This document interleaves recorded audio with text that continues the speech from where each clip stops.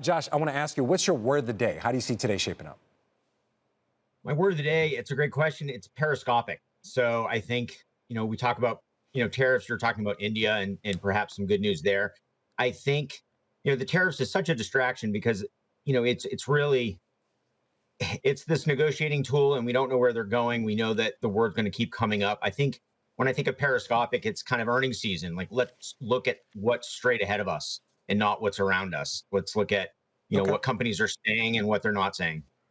You're mentioning tariffs right now, and also we have CPI later today. This will be the last read of inflation before the period where the tariffs actually kicked in. I want to play this soundbite from Bill Lee, the chief economist of Milken, who was on the show just a bit ago, what he had to say about tariffs and inflation, and get your take. Tariffs are really serving a sort of like a multifaceted role in the Trump administration this time around, and I don't think we're going to see a lot of impact on inflation. So, Josh, again, Bill Lee saying that the tariffs he doesn't believe will be as inflationary as many people fear. Do you agree with that take? And how do you see just inflation and tariffs playing out for the rest of the year, not only impacting the Fed, but the economy? Yeah, so inflation, I mean, in terms of tariffs on inflation, I think, we've had tariffs before and no one was really talking about those being the cause of any inflation that we've seen over the last several years, during the Biden administration. I would agree. I think that if there's any inflation, it's a momentary step up in price levels, and then things adjust. And I don't see that as, driving year over year, above trend inflation. If anything, it's a step up.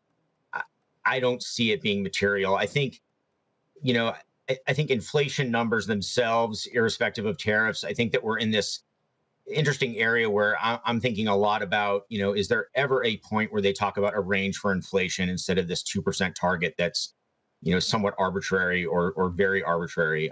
But no, I don't think tariffs is Okay. so far. The market's not concerned, I would say. All right. Don't see the market being that concerned. I want to ask you, what's your stock pick for us today, and why are you making this pick?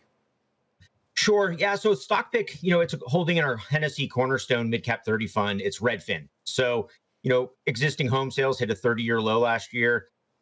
Interest rates or mortgage rates more specifically are starting to come in just slightly, not enough to kickstart a lot of activity, but, it's certainly on the horizon. So I think that Redfin offers a compelling value for sellers with their 1% listing fee. They're in about 80 markets. You have a great kind of technology backbone and web presence that's been driving traffic.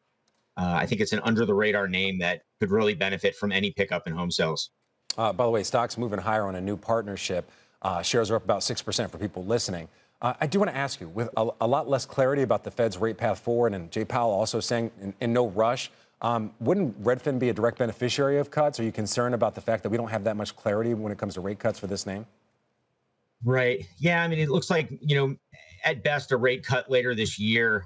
I don't see, I think that I think there is a little bit of clarity. I mean, they're not going to be going down 3 or 4 times like I think a lot of people had thought a year ago. But I think that it's enough to know that, perhaps a cut, people aren't going to wait for all the cuts. I think that there's this issue of, the reverse of inflation where people are waiting, for the right time. So I think that, rates are not historically that high. So I think people will have to get used to a new reality. All right.